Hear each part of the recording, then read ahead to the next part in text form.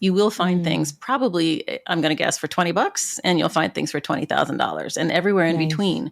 So I think people get so intimidated by this idea of buying art, but in truth, there are things that are super affordable.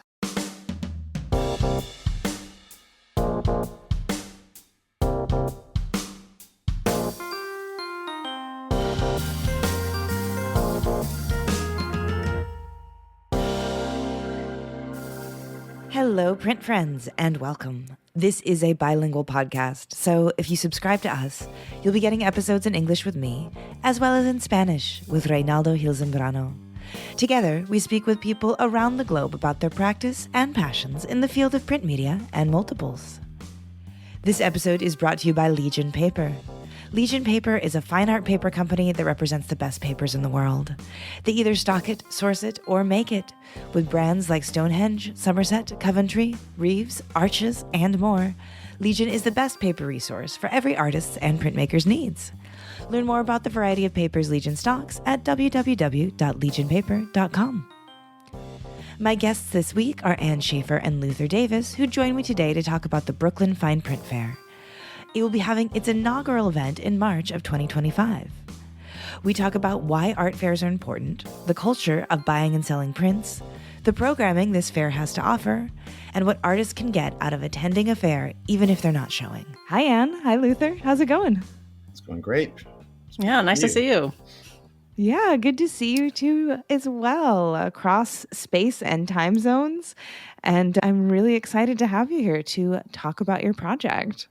Thanks for having us. It's an exciting project, and Anne and I have been working on this steadily since the moment we met. And Yes. so I'm Luther Wonderful. Davis. I'm the print shop director and one of the master printers at Powerhouse Arts, which is a nonprofit arts fabrication facility on the Gowanus Canal in Brooklyn, New York. My name is Anne Shafer, and I am the host of Platemark, the other printmaking podcast, and also a print fair organizer, and I'm consulting with Luther to help him bring this to fruition. Wonderful. And the name of the fair is the Brooklyn Fine Arts Print Fair. Very exciting. And there's no acronym. All right. So tell us a little bit about how this idea first came into being. You said you've been talking about this pretty much since you met, but why did you think that this needed to be in the world? And under what circumstances did you think you're going to bring it into the world? I'm very excited for this opportunity because part of my origin story is that I had a publishing company with my partner Glenn Baldridge called Fourth Estate for about a decade. And we exhibited at the EAB fair, I think for the first time in 2005. And the EAB, for those listeners who don't know, is the Edition Artist Book Fair. It was a fair that went along during the print fair weekend where IFPDA, the International Fine Art Print Dealers Association meeting happened. And then we were at the Editions Artist Book Fair. I first attended these fairs as a fresh printmaker out of school and was really struck at how the community, the global community, print and printmakers and collectors was welcomed into New York during that weekend.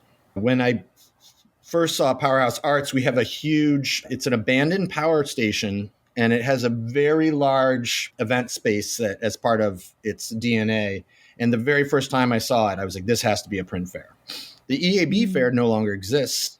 And the print fair weekend, as a result, is the venerable and lovely IFPDA fair. But for me, as a first-time exhibitor at the EAB fair, also many years ago, it set my whole career in motion. And I got to meet people like Anne and Baltimore collectors and collectors from all over the world and meet galleries and meet artists.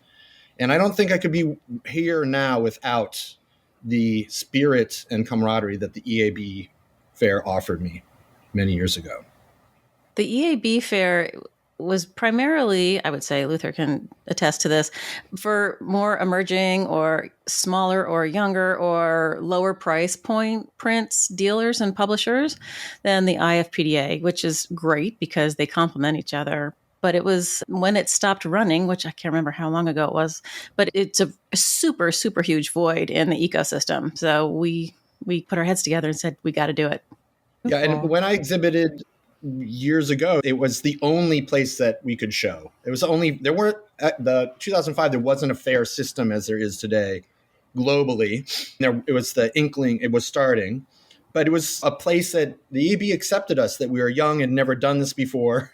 And I have to say, we as never seen before printers and print publishers, we sold out our booth that first year, but partly of the excitement of the community and welcoming a new kindred spirit. But that allowed us to basically finance the first year of publication after that, and then the year after that, and the year after that. So we relied on the fair to get a movement in what we were trying to offer. So I'm excited to, as someone who remembers this time fondly and longs for its existence, I'm happy to plant a seed for the community to see this happen again. What's interesting about the way that Anne and I have set up this fair is that we are, for the first time, are having individual print artists tables at a fair like this, where there's two fairs in one, and there's part of the fair that is print artists who aren't represented by galleries and publishers. And we, as we all know, that's the bulk of printmakers. Mm-hmm. So it really is great to bring them literally to the table. Yes, we've got 28 tables in the loft space, which is adjacent to the main hall where the booths will be. And it is primarily self-representing artists, but also a handful of book arts purveyors, people who publish books. So you'll get a little bit of both. And I think we sold out of that almost immediately. People are just hungry for the opportunity. So we're excited about that part. And Beautiful. in the what Powerhouse Arts calls the Grand Hall, we'll have up to 40 other exhibitors in booths. So a traditional sort of art fair booth system, but in a really beautiful, and if anyone cares to look online at our Brooklyn Fine Art print. No, sorry. Printfair.org. You took the fine art out? Yes, for simplicity. All right. Wow. You can see how young and this fair is. Our website's new, and you can see the Brooklyn printfair.org. See, I did it right that time. Well done. You can see some pictures of the space. Since we don't have a fair, we don't have pictures of a fair in this space as representative of what's happening. But we intend for this to be an annual event coinciding with IFPDA and with hope, bringing back some other exciting opportunities for printmakers that were happening during this time. For example, we have a section in the print fair where we've invited some of the local print schools to show as well. And so during the height of the print fair weekend, there was also a student print fair that happened. And so we're bringing a little bit of that back too. Yeah, there was a time when there was 4 or 5 print fairs, depending on which year it was. And the curators would come to town and we would blow our budget for travel for the year, and we'd come for 4 days or something, and we'd hit all of them. And so recently it's been one fair and you're done in a day and you go home. But it was so exciting just traipsing all over the tri-state and the boroughs and whatever else. And we're just excited to bring some of that back. Why is having print fairs important? And you mentioned something about the art ecosystem, which I feel like is a really apt word for it. But in this, and not to play devil's advocate, but like in this day and age with the internet, why is it so important to still have fairs where people can go and see work that's represented from different touch points within that ecosystem? We've got people coming from all over to sell their wares. And I think it's easy to grasp that you just don't trip over print publishers easily. You have to find them and you have to make appointments to go see them. And it takes time and money. And having them gather all in one place is, for people like me who used to be a curator in a museum, one-stop shopping for the entire year. You saw what everybody was making, what was coming up, what had been published, what was still wet in the frames. You would just put I need that, and that. And you'd take the train home and you'd prioritize your list and compare the prices and your funds at the museum, and off you'd go.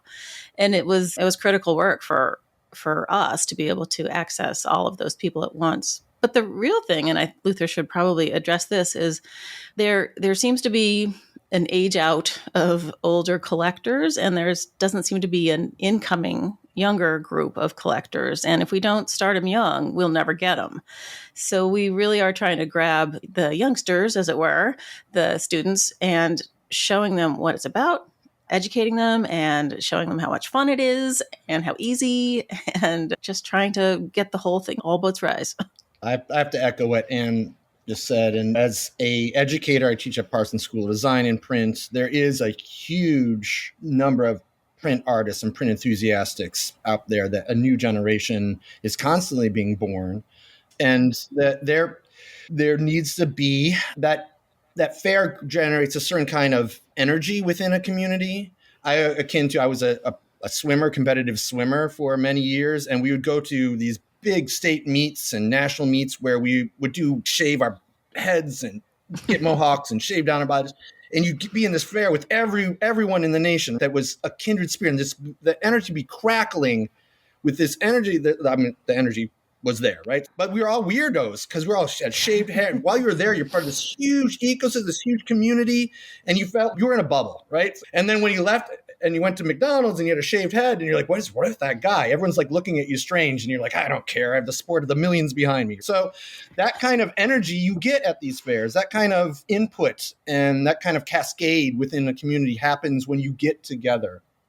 I have friends from the very first IFPDA fair that I ever went to, and they're in my life today, right? And so when I tell students who are exhibiting at like student fairs, these people may be in your life forever. So get to know them and take the time, because the diehards never leave. And so by creating a new space, by having this venue that's fantastic.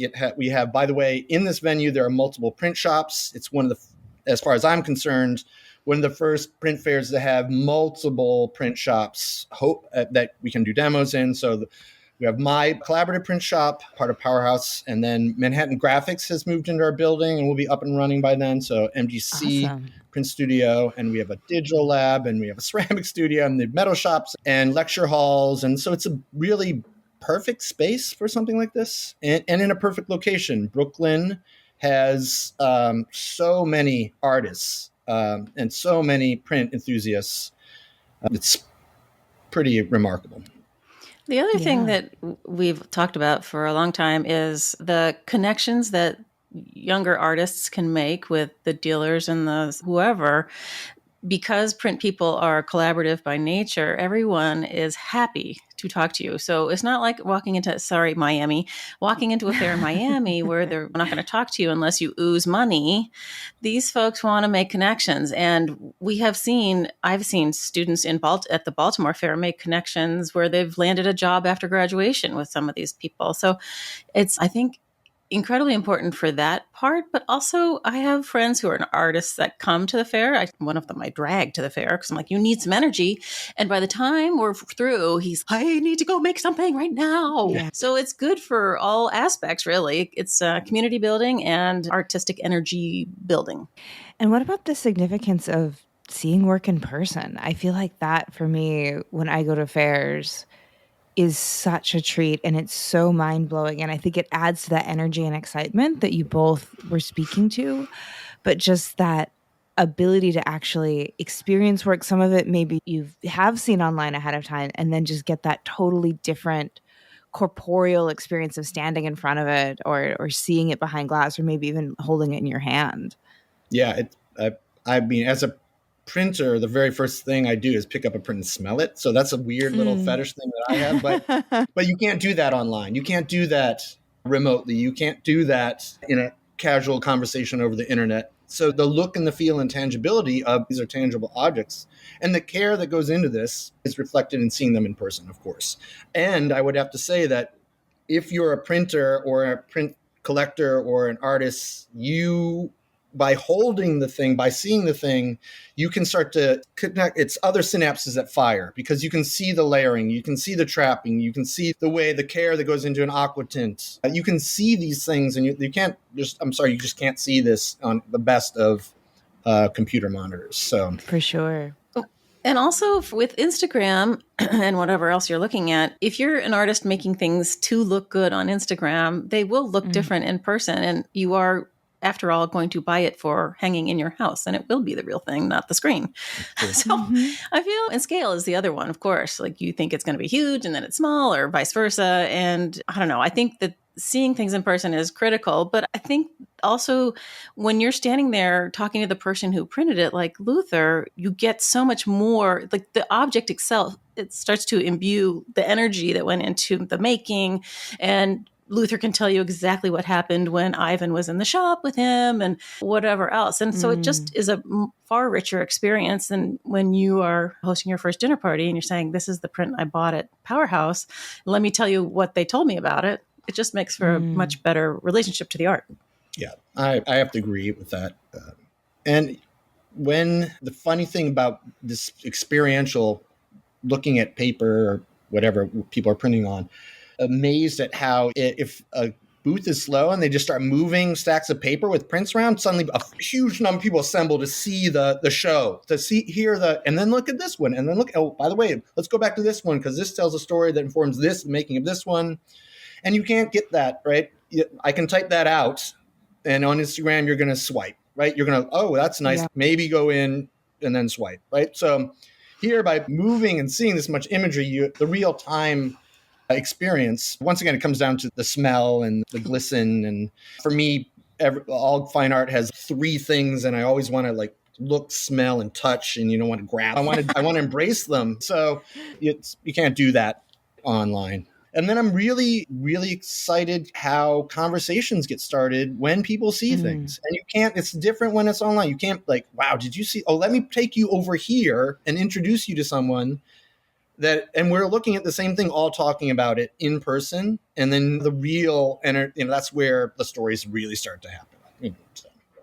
Yeah, and Luther and I are wandering. There'll be a lot of people wandering, but Luther and I will be wandering the fair the entire time, troubleshooting people's issues, the vendors' issues, but we'll also be dragging our people around saying, you need to go look at this thing. Let me introduce you to this publisher, this printer, this dealer, and making those connections. And I think once people get the hang of asking the questions, breaking the wall of silence and saying, hey, can you tell me about this? Or what's under the table? Because everything good is under the table. It's just they're off and running. So yeah. And I think print people are so moved by process and so fascinated by process. And that is something that can really only be truly appreciated in person as too. I think Luther, as you spoke to, or no matter how good a screen is, if you can't put your face right up against it and smell it and hold it, you're missing out on that very print person experience, which I think is saying, oh,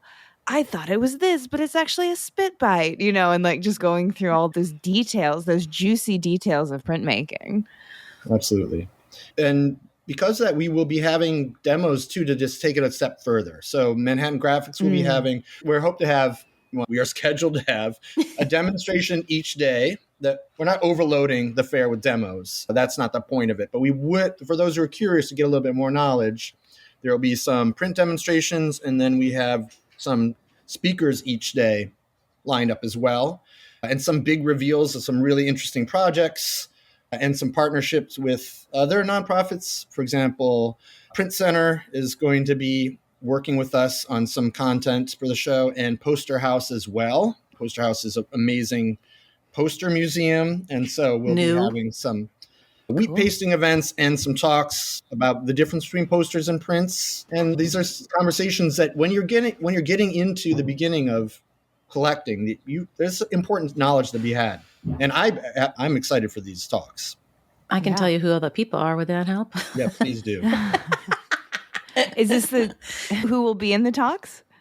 Yes. Yeah. Okay, great. On Friday, we're doing a talk with the artists Rob Swainston and Zorwar Sidhu, who work collaboratively on large-scale, multi-block color woodcuts. And they are magnificent, and they always tackle some societal ill. They did a gorgeous series not too long ago about January 6th, but also COVID in conjunction. and they're fantastic. So they're going to talk about their process, which is really fascinating. They're huge woodcuts. And then on Saturday, we will have William Villalongo and Shraddha Ramani, who have worked collaboratively with multiple print shops in New York to put together this 30-piece portfolio, I believe. Yeah, so William Villalongo has worked with, the piece is a reexamination of Du Bois's data portraits. So it's, the title of the piece is Printing Black America, Du Bois's Data Portraits in the 21st Century.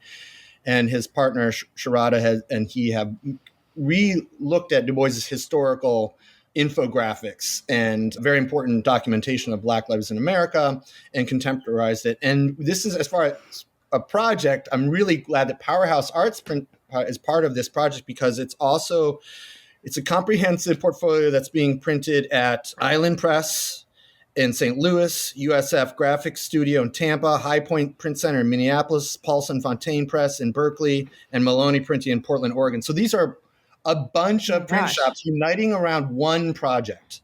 And as far as I know, nothing's been done like this, or I've never been a part of anything like this.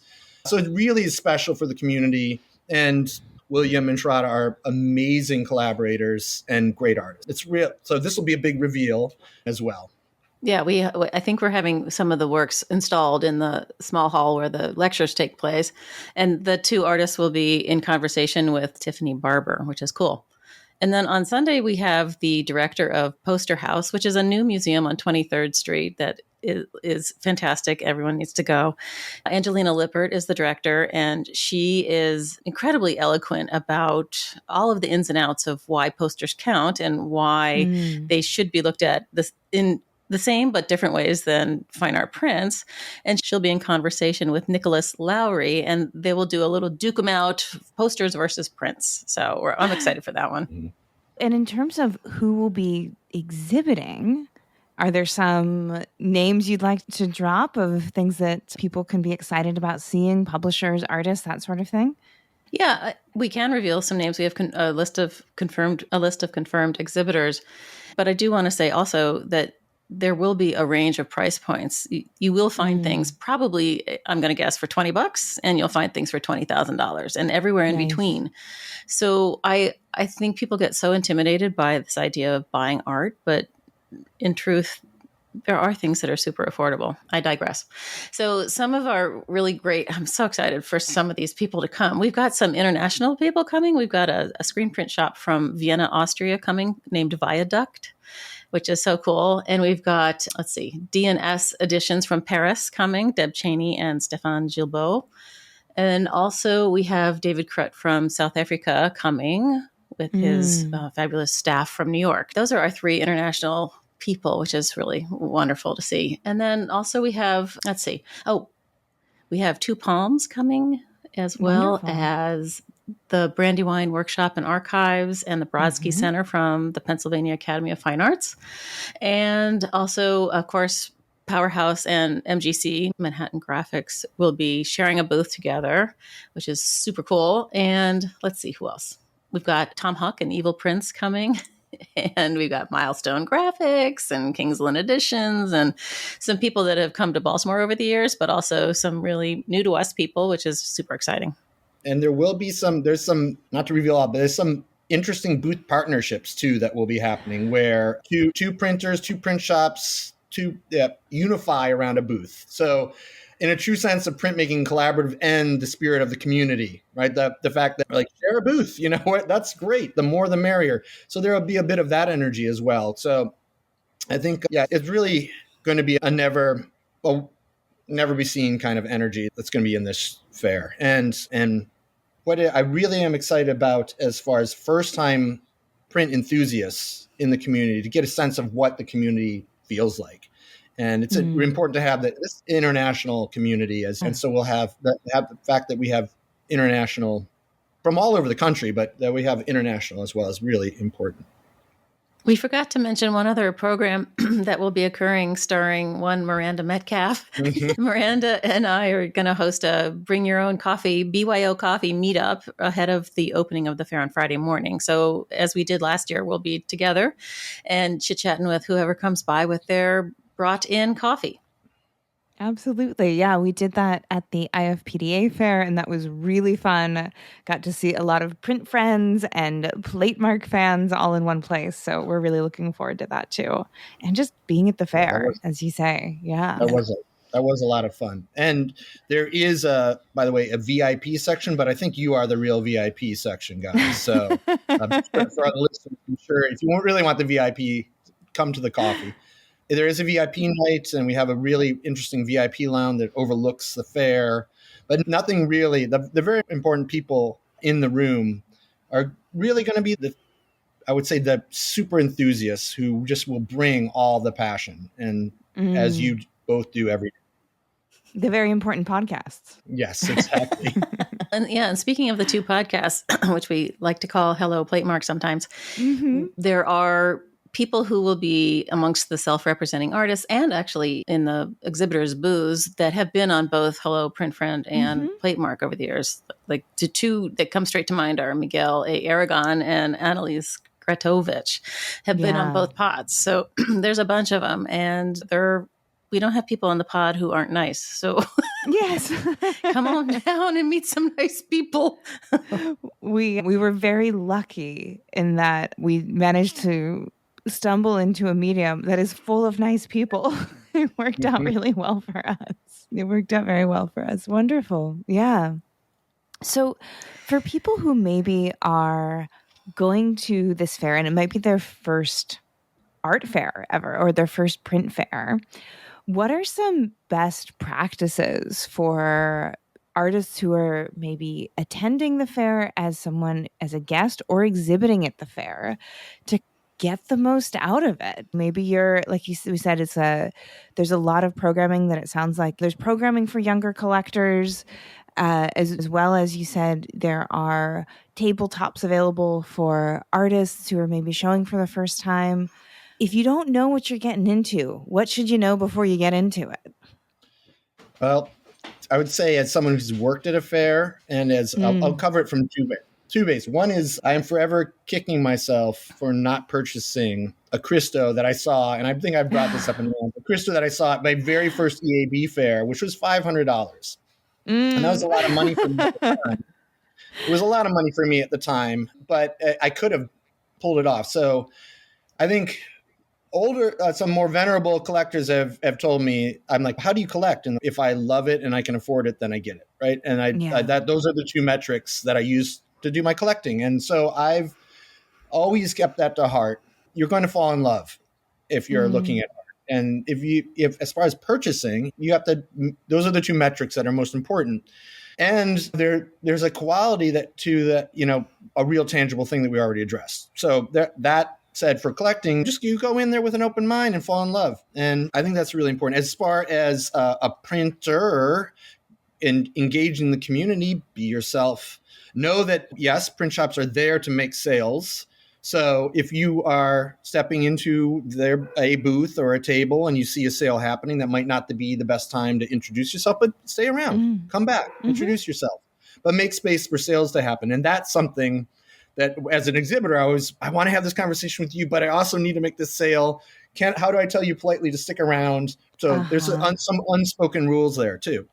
Also, if you're coming to a fair and people sitting down, exhibitors sitting down, they're tired, but that doesn't mean they don't want to engage you. So also, as exhibitors, you can't be on your feet all day long, but the second you sit down, people don't want to step into your booth. So know that just because people are sitting down doesn't mean they don't want you in their booth. Yeah.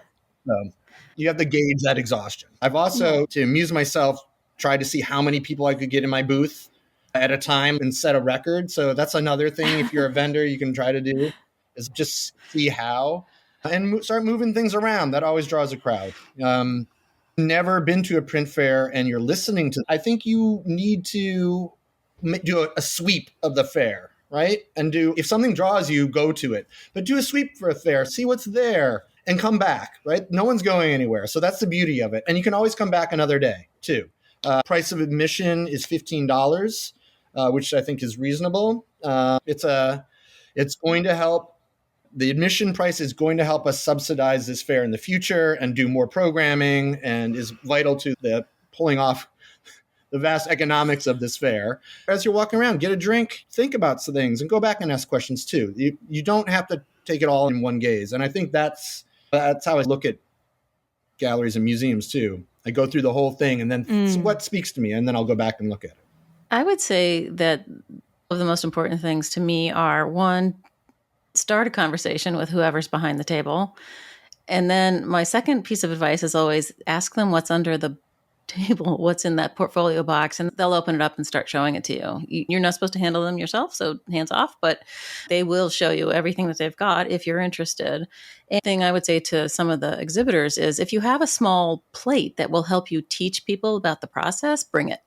Or a set of states or something that can ooh and ah and help people understand this complicated process that is you can't really see on a press. That's the magic part. If you can go to one of the demos and see the thing being pulled off the press, that's the great thing. But if you have a little blocker plate, you should bring it. Luther and I often talk about the idea of getting the youngsters in and involved and interested, because if they don't come along, the whole system the bottom will drop out of it. And I think it's such a good, I don't know, there's so much about the history of prints and about the making of them and about the price points and about understanding the multiple aspects of it that are really, I think it would really be a shame if somehow we lost it all. And I feel like this is one giant step towards making sure that we're going to keep on rolling. And there's a hunger for it. In teaching and lecturing to students, there's a passion there. As you're learning these processes, you may be overwhelmed in the complexity of printmaking, and it's chemistry, it's physics, it's everything thrown into one artistic practice. And so as you're learning that, you also have to flex these other muscles. So having a space, having a print fair, having a place to go look at all the other passionate people, as we said, it's inspiring. In these conversations, you plant a seed.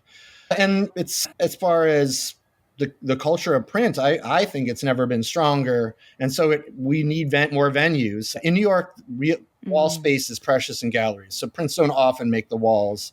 Versus 20 years ago, there was always a limited edition print that was released with a major exhibit for those who wanted to be participants and wanted to come away with something. So I think this fair offers a little bit of that, a review of why prints are important as far as looking and collecting art. And then the section is going to be really exciting, but it's at the academic section. There'll be students, there'll be faculty, there's graduate students, there's a large sampling there. And for many of them, this will be their first print fair. And so they'll get to be part of a community that's out there and meet. And that's how we keep this going too. Excuse me. I was going to say also that part of the problems with selling prints in a New York gallery is that the price points are not high enough to enable any of those gallery people to pay their rent. And so nobody's really selling them, not visibly selling them, I guess. They're there. They're definitely there. Yes, they are. Oh, gosh. And there are plenty, as we know, and as you will see at these fairs, there are plenty of print publishers with gallery spaces who make prints that are paintings, that are sculptures, that are in the vernacular of other processes, because once again, they're competing in an ecosystem that has the bounty of everything.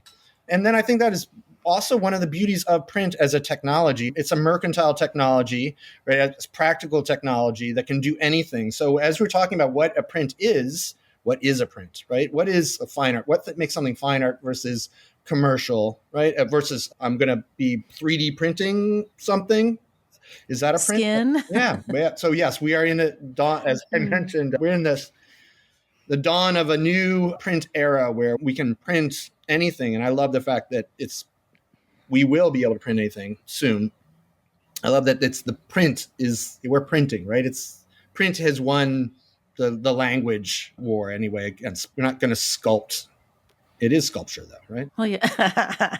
So I'm as I say that, I'm really excited to see how this fair can grow, how in Powerhouse Arts we have printers that can print on ceramics and can print ceramics and can stamp out ceramics. And that's a print form too. And so I'm excited. How do other processes get into this mix of print? And how can start talking about print as not always paper, right? Not always canvas or the substrate is. Because the first question when people come to work in my print shop is, what do you want to print on? And then that's where we start, because it's only half the stuff we print is going to be on paper. And another point to make about being a first-time print fair goer is if you're a print fan, and people who come will be print fans, because why else would you come? You will never see so many prints by so many different people in one space in your entire life. Like no museum will ever put up this many prints ever. And it's an opportunity to just see who's doing what and the incredible variety that you'll get, and every technique here to there and up and down and in and out and color and not color. Like it's an incredible educational opportunity. If you feel that you don't have $20 to spend, it's worth doing anyway. Did we say there would be drinks? That'll help with the stamina for sure of staying on your feet to see it all. Sorry, I forgot about that. Should have said that at the very beginning. Yeah. And I feel like we haven't said something like when. Oh my goodness. Did we? I don't know if we did. I don't think we did. Okay. The Brooklyn Fine Art Print Fair is going to be in Gowanus, Brooklyn, the weekend of March 27 to March 30, 2025. And the sort of normal fair hours, 11 to 5 or 11 to 6, depending on the day. And we also are, I don't know if we should say this with Luther, but we're attempting to organize a shuttle bus between the IFPDA fair and Powerhouse to help people navigate, because it is a trek on the subways, but it's doable for sure. Very easy. Yeah. It's very easily accessible by the F, the G, the R. And so anything that goes to Atlantic Center will get you to the print fair. So it's, as far as accessibility by public transportation, it's pretty accessible. It is on the Gowanus Canal, which is, you'll get to see a very interesting part of Brooklyn that's historically been a place that ink was made. And Yolano invented rubylith on the Gowanus Canal. So there's you won't be able to see this stuff. Thank God. All the ink has been cleaned up. But it's a neighborhood in flux, and Powerhouse Arts, as part of the mission, our 170,000 square foot facility, is creating a safe and wonderful environment for artists to make work and appreciate each other's work. Beautiful. We're going to have tickets going on sale mid-January, online only, so you can start making your plans at that point. And if you haven't scheduled your hotel rooms, you should do so soon. Do you, in terms of this being the first year, what are some of the goals? What's going to happen that you all look back at this and you say, okay, this was a success. Like, we pulled this off. We did it. High five. The easiest metric is attendance numbers. You're not really asking exhibitors what they sold and for how much is not really in good taste. So we'll ask a post-survey question of the exhibitors, did you make back the cost of your trip or something like that? But we probably won't get actual numbers of things sold. Oh, and the other thing that we should mention is when you are shopping and you buy something, and if it's framed and on the wall, you won't carry it out with you. You'll have to make arrangements for shipping post-fair. And if it's something really small and they've got a bunch of them, you can walk out with it. There'll be a receipt thing you have to hand to the guard on your way out. Manage your expectations on whether or not it's coming home with you that day. So I think some of the individual print artists might be able to put something in a special plastic bag, but galleries exhibiting things in frames, they'll get them to you. Thank you for bringing that. I think back to the metrics, yes, attendance is critical. And then what I think is really fun about being the first time a fair like this happens is, what does it lead to, right? So and this is obviously not quantifiable directly but what kind of movement does that create in the ecosystem? And time will tell on that front. When I was part of Fourth Estate, we were really just looking back to make our booth costs back each time, and the framing costs and whatever other expenses we had associated with that. But what was interesting was that, I've had conversations with other print publishers, is these fairs yield a better result as far as marketing your company, your wares, your print shop, your program, than taking out a magazine or a web ad. It's this real stories that people come away with, and amplify in a meaningful way. I don't think people amplify an advertisement they've seen, right? They don't. Or I don't go, wow, that's not true. Sometimes there's some really special ads that maybe I'm like, did you see that ad? But in general, I amplify other people. And so that's where it happens, right? So you experience, and then that goes out, and then the energy spreads. Yeah, I think that's a really important point, and one that I've experienced personally, just as somebody who finds out about publishers I didn't know about, finds out about artists I didn't know about, finds out about collaborations I didn't know about, just because it's next to going and visiting the Tamarind booth or something like that, just because it's like next to a booth that I've sought out, and right next to it, you get this incredible experience of somebody who becomes your new favorite. And I feel like that's so beneficial on both sides of that ecosystem, both the consumer and the purveyor of this experience for people. It's like browsing through a library card catalog, really. You see what's adjacent next to the book instead of poking in a title in Amazon or whatever. It's true. Back to my very first fair with Fourth Estate and Glenn Baldridge, he was working at the CRG gallery, had a print publishing program. So he was at a gallery booth looking at me in our booth, and I was collecting all these checks.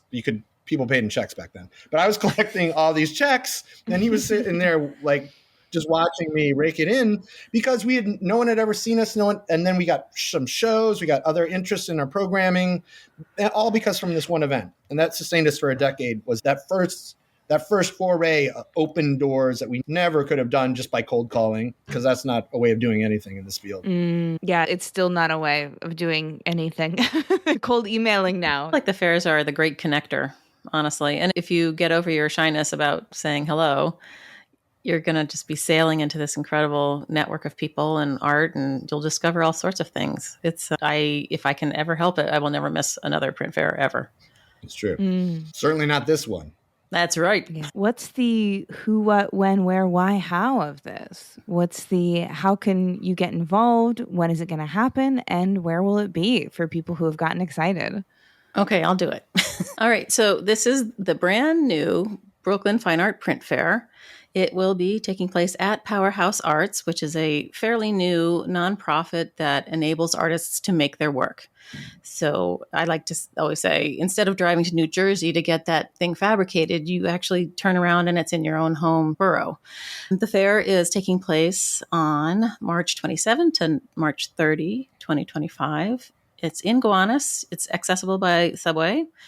And we will have 2 fairs in one, basically. In the grand hall, we will have booths like you would expect to find in a normal art fair, wherever, lit, all that stuff, looks like a little gallery. We're having at least 40 vendors in there. And then we have a separate space for tabletop exhibitors. It will feature book artists and also self-representing print makers who don't have representation in galleries or publishers. There will be programming, 3 talks, 1 a day. There will be demos, probably 1 a day, still TBD. And tickets will be available through the fair website, which is brooklynprint.org. Those will go on sale probably in mid-January. So we will be touting it and shouting it from the rooftops until the thing starts to happen on the 27th. And we hope everybody marks their calendars and comes and joins us for the biggest print party ever. Well done. Beautiful. Yeah, I am very excited. I can definitely attest to the energy and just the beauty of print events anywhere. And I know this one's going to be spectacular, and I really look forward to it. So thank you both for coming and chatting with me. And I really want to share this story and get more eyes on what you do and spread the good word, because I'm so here for what you're contributing to our print ecosystem, to our print community, and to the print world. So thank you both. Thanks, Miranda. Thank you for having us. See you soon. Yeah. See you in Brooklyn. If you like today's episode, we have a Patreon where you can help support our podcast and get bonus content, like Shop Talk Shorts with past guests. But the very best thing you can do to support this podcast is listen, rate, follow, and share with those fellow print friends around the world. This episode, like all episodes, was written and produced by me, Miranda Metcalf, with music by Joshua Weber. I'll see you in 2 weeks.